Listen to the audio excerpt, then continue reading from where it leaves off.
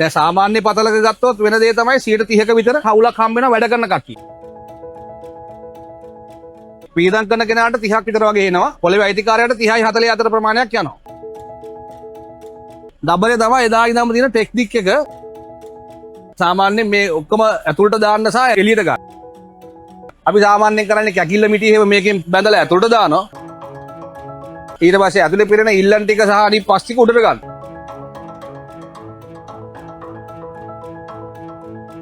තට්ටු පතල් ක්‍රමයේ තියෙන හොඳේ ඇවිල්ලා ගොඩාක් පරිසර හානියක් වෙන්නේ නැහැ.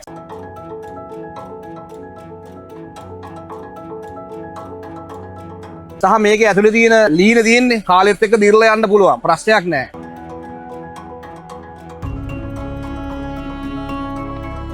දැන් මේගොල්ලන් දෝන යන අතර තියෙන දැන් vertically බහැලා දැන් horizontal අතර යන අතර තියෙන්නේ.